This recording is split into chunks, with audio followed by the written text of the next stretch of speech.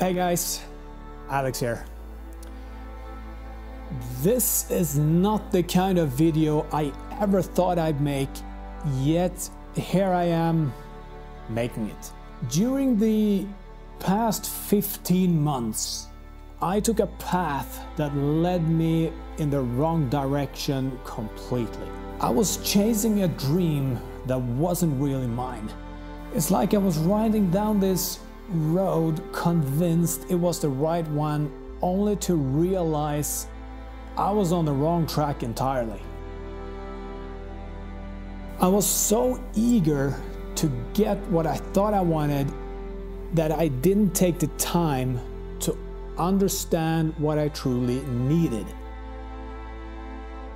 I went for something I thought of as a dream coming true, assuming it would be the perfect fit for me. But as with many things in life, the most valuable lessons are often learned on detours. It's interesting, isn't it? How we can be so convinced of our choices only to discover halfway down the route that this is not how it's supposed to be. And sometimes you need to see yourself from a third-person perspective to truly understand where you belong. So during this time, I learned to trust my instincts and to listen to my own needs rather than being swayed by external expectations. And it was about finding the balance between what I truly enjoy in life and what resonates with me on a deeper level. That is why I made a choice to depart from this broad, heavy, and radiant road in favor of a sleeker and less colorful one. It's time to trade bright for black, heavy for light, and old for new.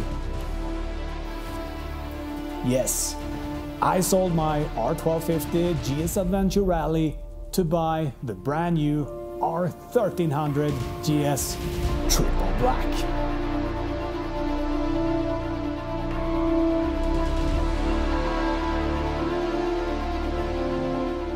When you've been riding the mighty GS Adventure for over 9 years, you really get to know the bike inside out, what it's capable of and what it's most suited for. The GS Adventure truly is an epic and hard to beat travel machine, especially when you're riding 2-up.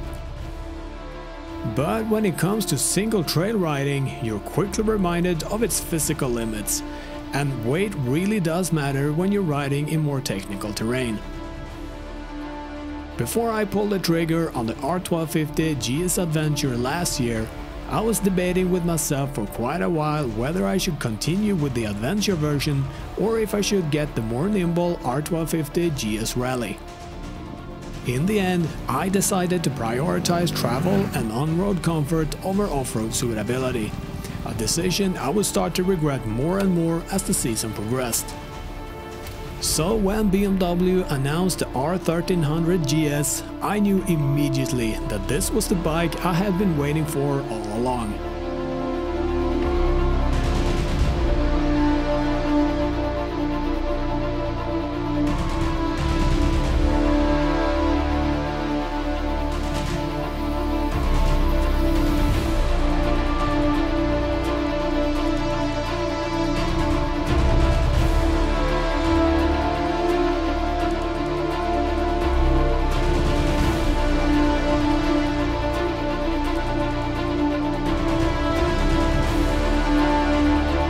It really is no understatement to say that the completely revamped design of BMW's iconic flagship model has stirred up a ton of emotions within the adventure community. And I think it's safe to say that the updated design hasn't gone unnoticed by anyone. We have a completely new Matrix LED headlight, a new chassis, and of course a fully reworked and more sporty body design.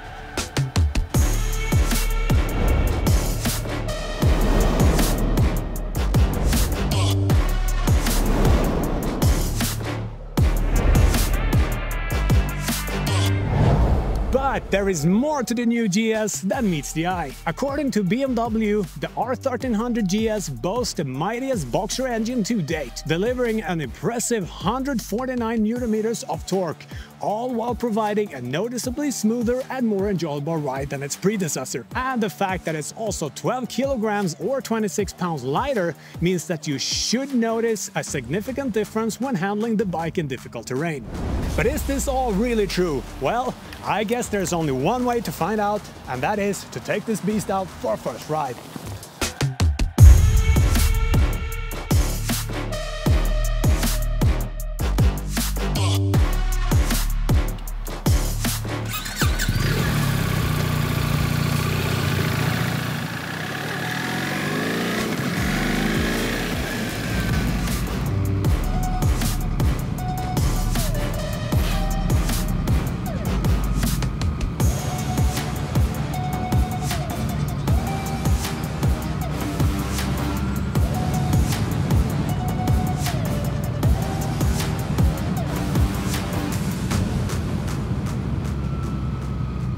So, we've had about 15-20 minutes on the bike, and first impressions are this is probably the best bike I've ever ridden.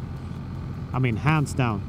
I mean, I knew that coming from the adventure segment where you have a larger fuel tank, which means also when the tank is full, you have a higher center of gravity, etc. Even that, I knew that this bike, I mean the standard GS, would be lighter, but I did not expect it to feel this light and this nimble and agile. I mean, it was like, as impressed I was by the 1250 GS Adventure compared to my old 1200 GS Adventure, I think this difference is even more compared to these two. And I mean, they completely redesigned the whole bike. The whole framework is new. The looks, of course, is new with all what that matters. But also the engine is larger, and it's a stronger engine than ever. It's the strongest boxer engine to date. And I mean, you can really feel it. It's like if the 1200 was a tractor and the 1250 was less of a tractor, a little bit smooth, and a little bit more direct throttle response. I mean, this 1300 GS, it's on a whole new level. I'm so impressed. From only been riding for 15-20 minutes, I'm so impressed already by this bike, and I don't regret this decision at all to trade in my 1250 GS Adventure for this 1300 GS. And I hope the wind buffeting is not too much for you guys. I ordered this bike with both the high and the low windshield tinted version. However, they managed to produce the bike and everything and deliver it to the dealer, but not with the high windshield. It came with the low one. So I put it in the highest position, and we'll have a closer look at how this electronically adjusted windshield works in just a moment. But I hope that the wind buffeting is not too much, so it's not too disturbing. Otherwise, when going in high speeds with this lower windshield in the high position, for me anyway, I'm about 6'1" or 185 centimeters tall. For me, it's definitely doable. Riding wise, because the wind is like hitting a little bit top of my shoulders, so there's no turbulence around my head, which is really nice. So we'll see how much of a difference the tall windshield will make once it turns up. Yeah, hopefully soon, so we'll see. Another huge difference is this I like to call it quick shifter and not this shift assistant pro, all fancy names they have. It's a 1200 that was really clunky. 1250 definitely better, much smoother than the 1200. 1300, it's so smooth. Oh, the shifting is so easy, and the whole bike is responding as like it's like almost cruising on like in an aircraft, you can barely feel the weight, even though it's lighter than ever. I mean, it's much lighter, both handling and riding wise, compared to my old 1250 GS Adventure. And the torque is like, I think it's one of the, correct me if I'm wrong, but I think it's one of the torque-wise strongest adventure bikes on the market. I had a look, but I expected the KTM 1290 Super Adventure to have more torque, because I've been riding that bike for over a year as well, apart from the BMW. And I know the power in that bike, it's like you can't compare it to anything, because it just launches you out of nothing, and then when you think you're out of power, it even delivers more.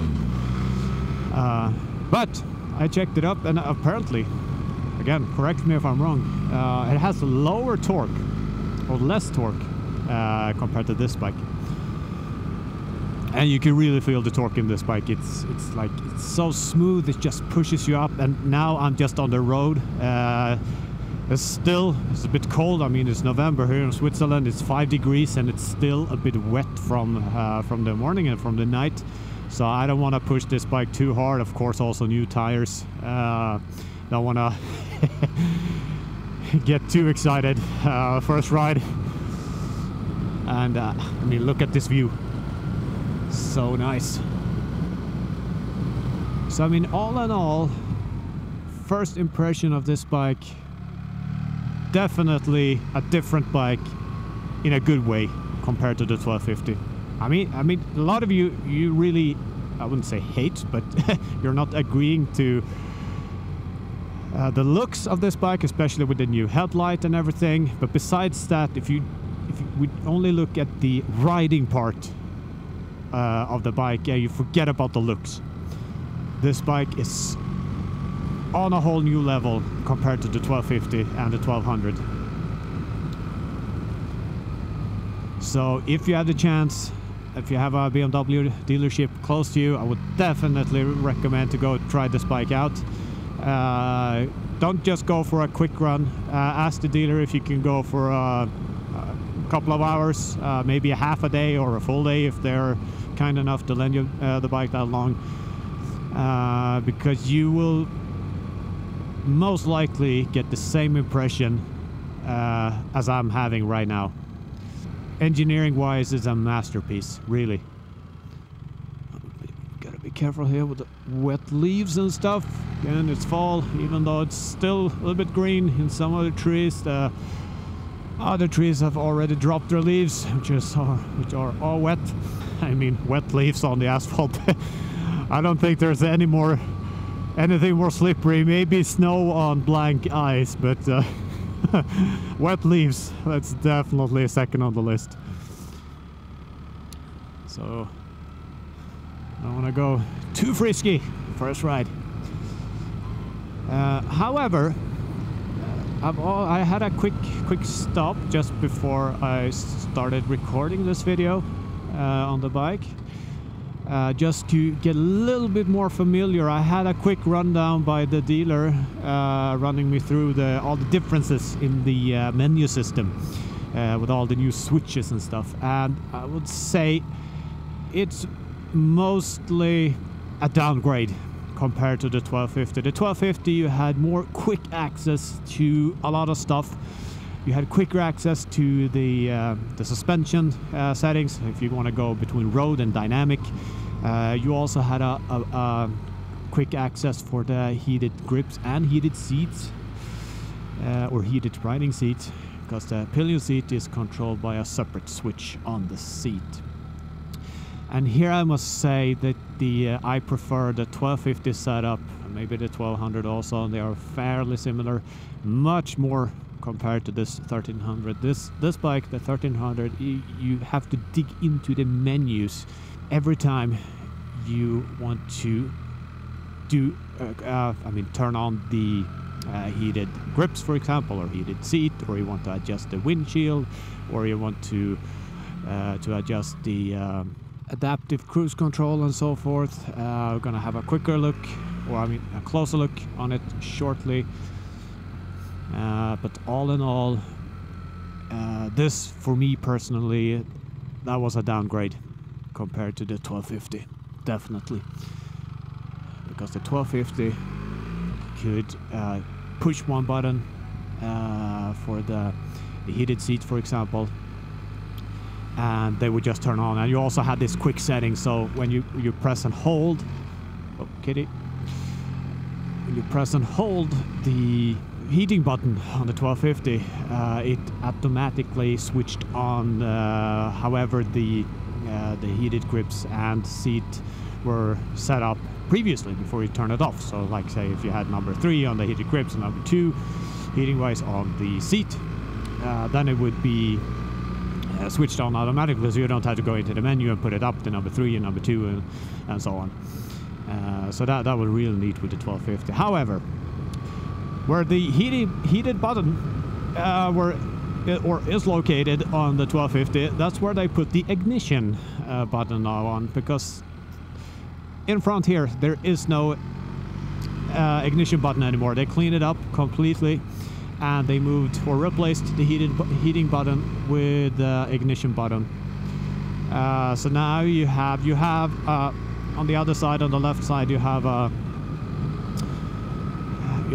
rocker button, I think they call it, which you can set up 2 different quick access menus to. So for example, you can have on the first one, when you make a quick tap, you can access, for example, the windshield up and down, and then if you press and hold, you would automatically select, for example, the heated grips. I think it's up to, on my bike anyway, it's 5 different menus you can access to with this rocker button, and we'll have a closer look shortly when we stop for a quick break. Seating wise, I mean, I have heated seat, of course, because I ride all year round, so it's really comfortable having a heated seat. And automatically, I think with the package is also included heated seat for a pillion with a separate switch. The seat, the stock seat, and not the rally seat, but the stock seat, which I have right now, it's more firm, a little bit harder compared to the 1250. The 1250 was slightly more like a sofa, and I would say this seat, which I really like, but then again, I'll need to ride this bike for a couple of months, a little bit longer rides to really give an honest opinion what kind of seat I prefer.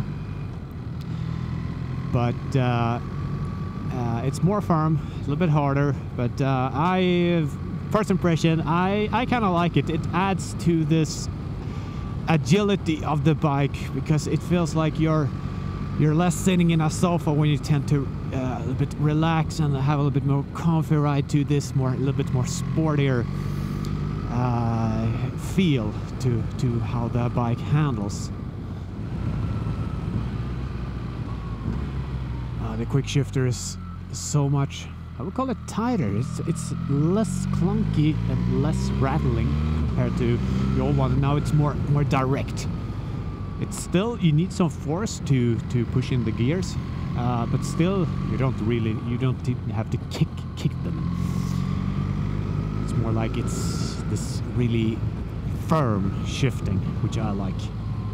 It reminds me actually of my early days, about 15 years ago, when I used to ride sport bikes. Get the same kind of vibes from shifting with this bike, the same firmness, which I really like.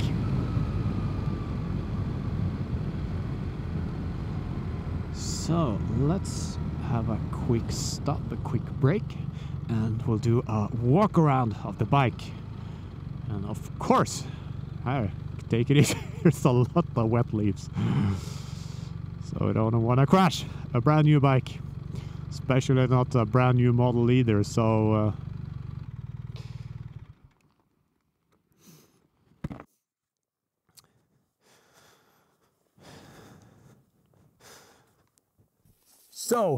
this is the R1300GS from BMW, brand new bike.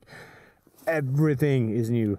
We start out with the looks. You have a completely new frame and also a new subframe, completely new design. The whole bodywork is completely different. It's a more sporty design. Again, I know it will take some time to get used to. What I did immediately, so this panel here, this is usually silver or aluminum silver. I didn't like that look very much. So what I did, I just took them off. I primed them with aluminum primer and then also spray painted them with deep matte black regular paint.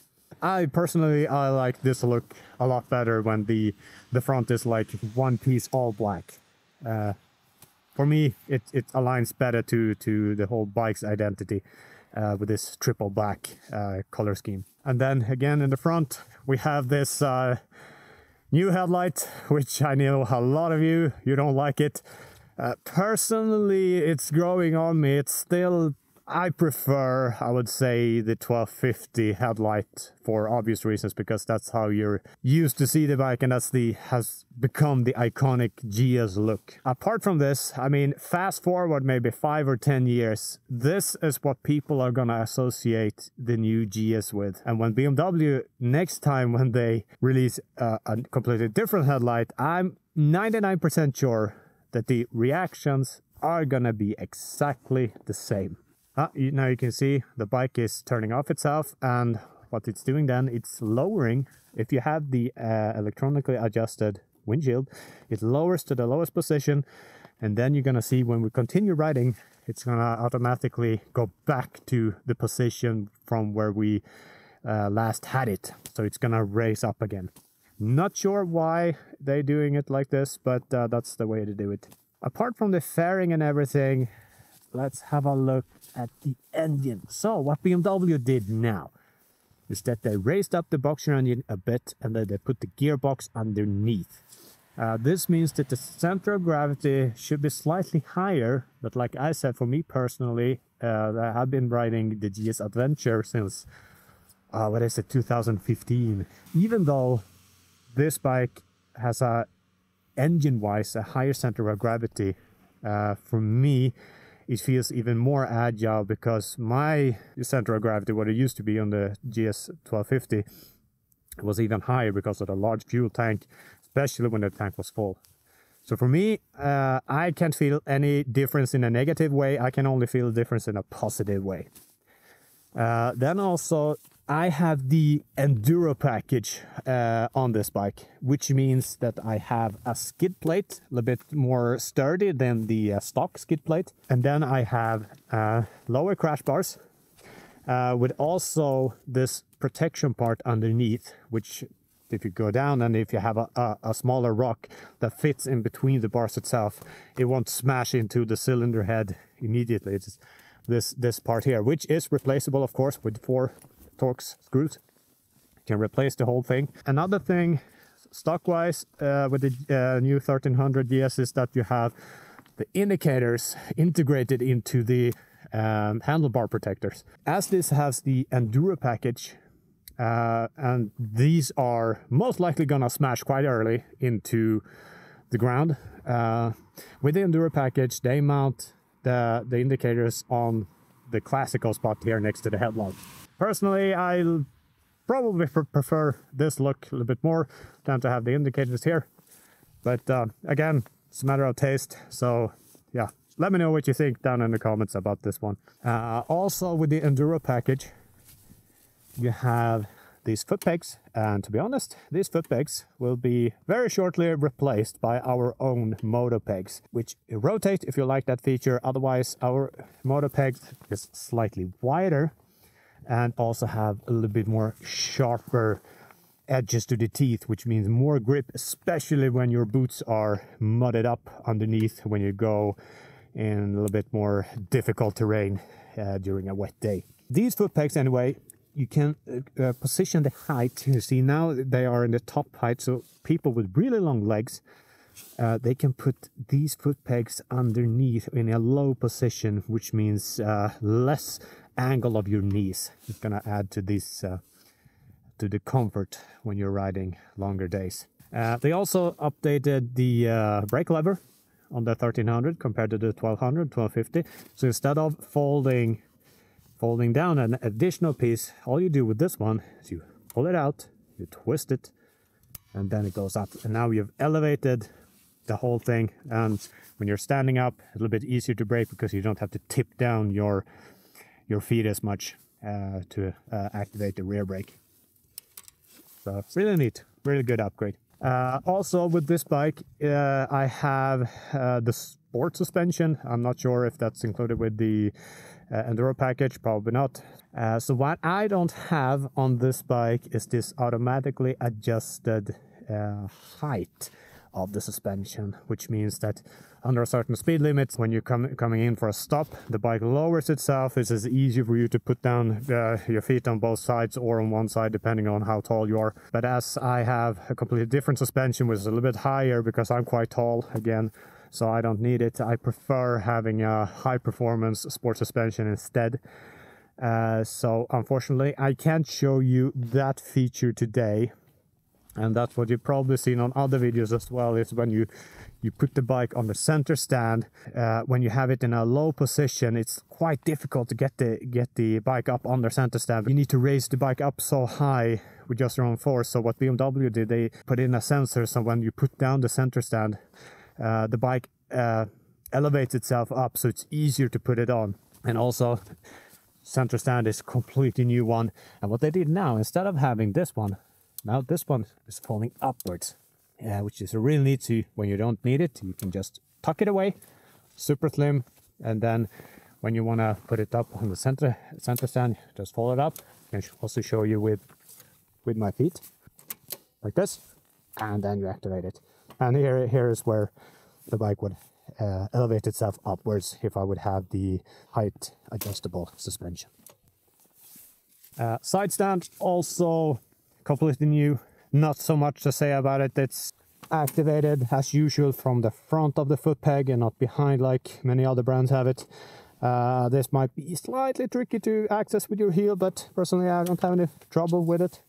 So let's have a look at the menu system. Like I said, this button here, it used to be quick mode or quick access to the heated grips and heated seat for the rider.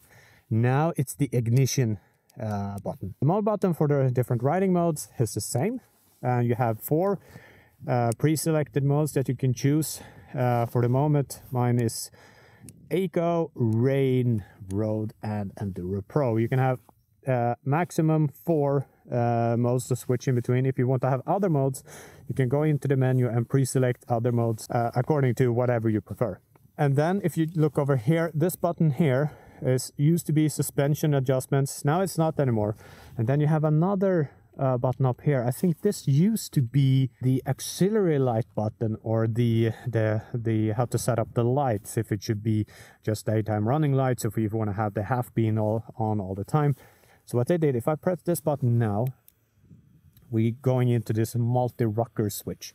And here for my bike, I have 5 different presets I can put in.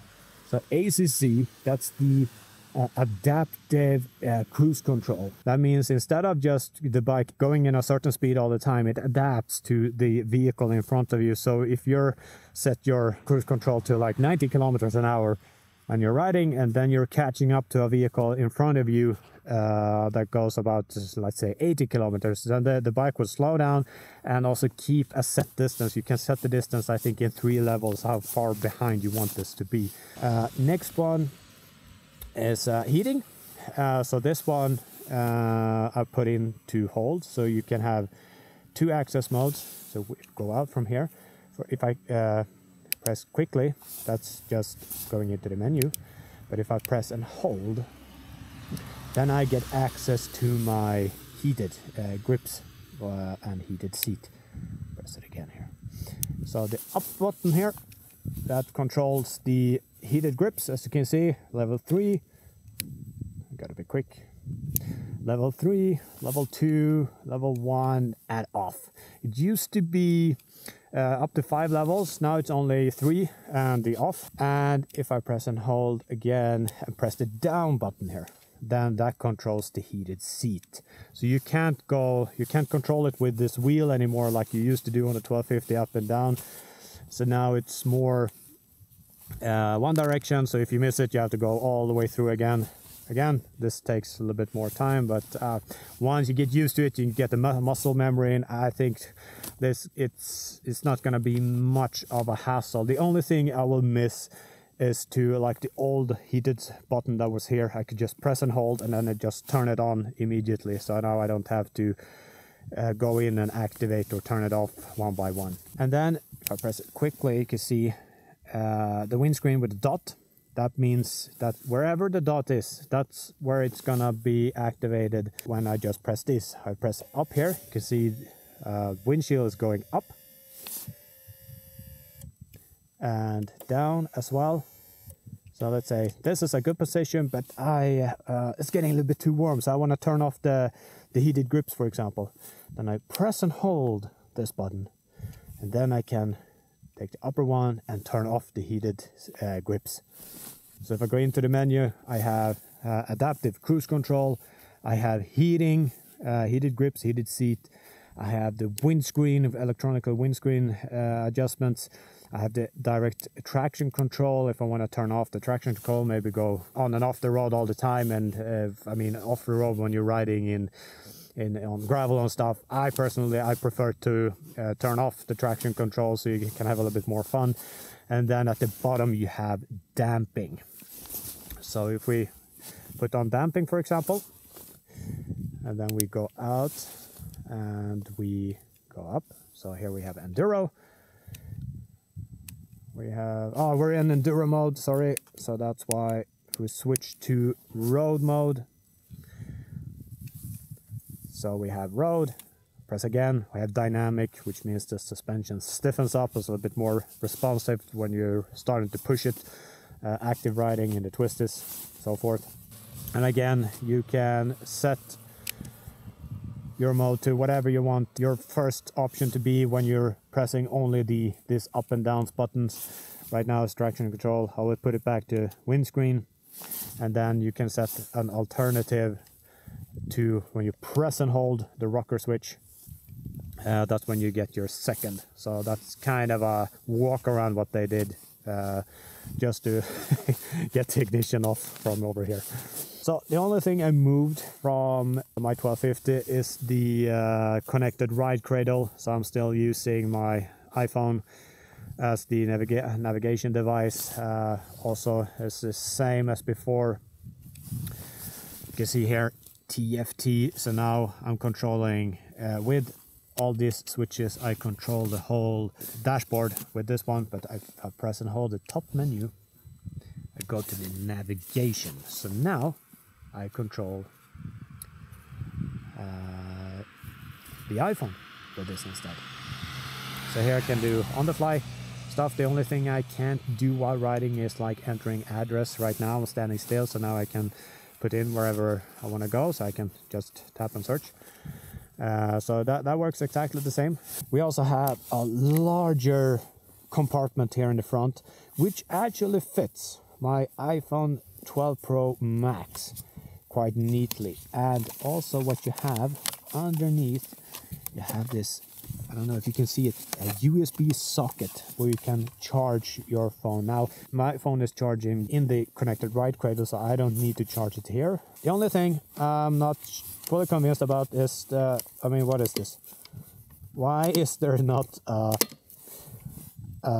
lever? Or why is the spring not strong enough to hold this in an upright position? Why is it always closing? So you need to have one hand opening this one, and your other hand is doing whatever is needed.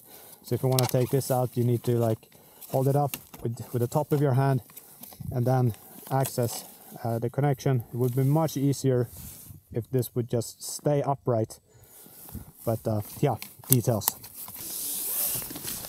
So let's talk briefly of what products we are currently designing for this particular bike. Starting off, the luggage system. 90% of people buy this kind of bike to go traveling or do long distance touring in one way or another. That means you need luggage systems. So our first priority, that's pannier racks. Our own pannier racks they're gonna be completely designed for the motor bags, which means that the motor bags, as they come pre-set up from the factory, they're gonna fit immediately on our own pannier racks. Then we're also designing a top case, or two top cases actually. We have one big, which you can fit 2 adventure helmets inside, and then we have a smaller one for commuting, or for this classical, not too big, a little bit more square shaped top case. And with this we will need to also have an adapter plate to fit on top of the original luggage plate here on this bike. This luggage plate here, this one is for the original top case for the 1300. So this one is probably not going to be used, so we're going to remove this one, put our own adapter plate on the back, and then also that adapter plate will be able to work fully with our Overlander, with our Explorer, tailpack, and all that kind of bags, which are designed to go in the back of the bike. Continuing forward, I mean, you know how I usually tend to equip my adventure bikes. I always put a set of mini bags up here. Right now, quite impossible to do, so what we need is upper crash bars. But we're not stopping there. We're gonna design a complete set of upper and lower crash bars combined with a lightweight skid plate, which is super strong. So if you want to know more about this product, make sure you subscribe to our newsletter and also follow Andy's product development. And if you're a French viewer, you can also head over to our French channel. I'll leave the link up here. Subscribe to that one, where Baptiste, our French designer, is talking about exactly the same kind of stuff, but in French, so it's a little bit easier for you to follow along. Then we're moving up. We're also, of course, releasing a headlight guard with the best design possible. We're currently in the design phase, trying to brainstorm what kind of look we want to have to it. The most important thing is to enhance the look of the whole bike, so to speak. So we want to make this headlight look more appealing and more epic than what it does as it's naked. We're also heading into windshields. A couple of different designs there, both high and low windshields. We're also gonna release our own hand protectors, which are super durable, designed for off-road riding and stuff. We're also gonna release our own mirrors, foldable mirrors, of course, with a pretty unique look to them. So I'm sure you're gonna be quite excited for that one. Super excited to present all these new products one by one to you. So make sure you stay subscribed, or if you haven't subscribed, please consider doing so. But enough talking about the bike, let's keep riding and I'll show you how the adaptive cruise control works. So now you're gonna see the windscreen is in the low setting. So let's start the bike. And as I start riding, you see now the windshield is raising itself to its former position. Now it's not on the top because, as I was showing you, I went a little bit lower. So we can just raise it up. And now it's in the top position again.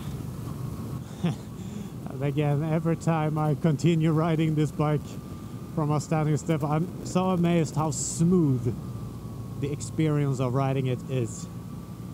I mean, it's so agile, nimble. I mean, it's so direct in the handling. I mean, again, it's engineering wise, it's a masterpiece.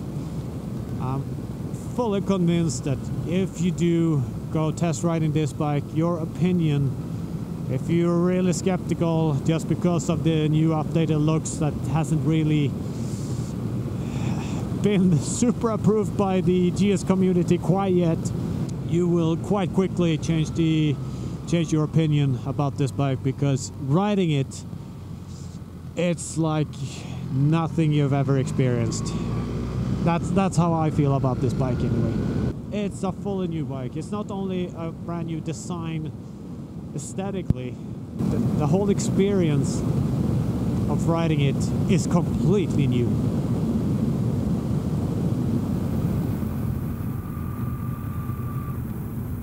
So let's test out the adaptive cruise control. So at the moment we have a vehicle in front of us, and let's set the cruise control to 70 kilometers per hour. And as you can see, now I'm not doing anything.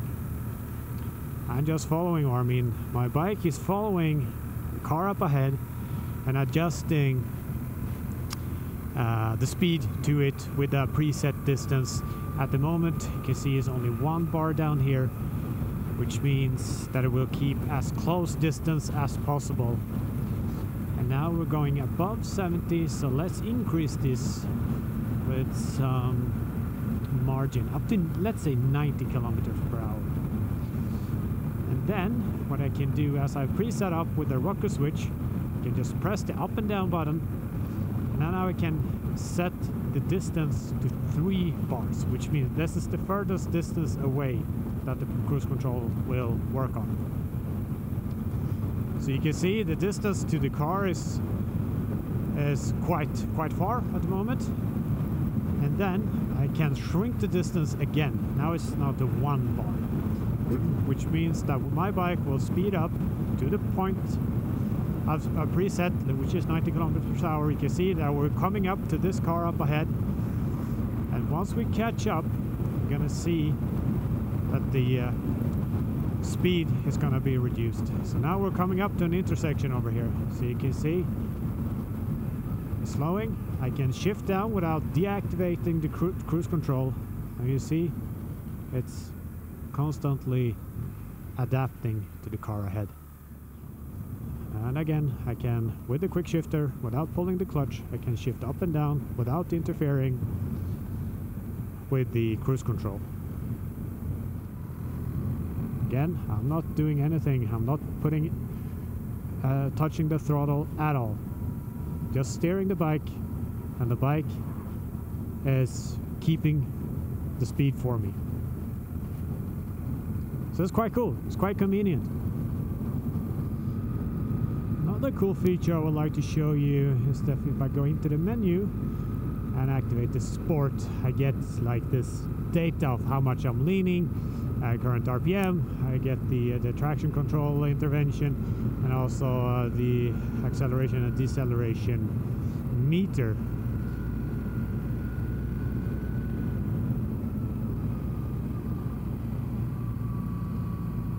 So again, new bike, new tires, a little bit cold morning, I don't want to push it too hard. So you can see max lean angle, and this curve was 30-40 degrees, not much at all. It's just, it's a fun thing to have, to see how much you're pushing the bike. Really nice feature as well.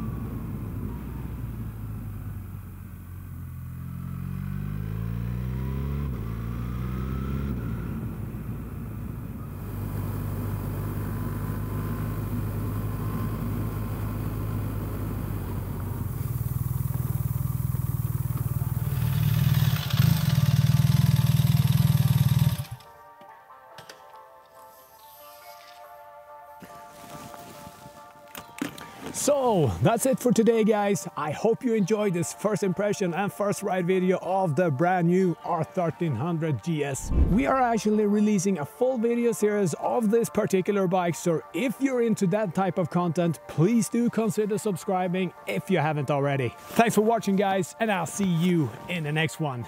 Ride safe.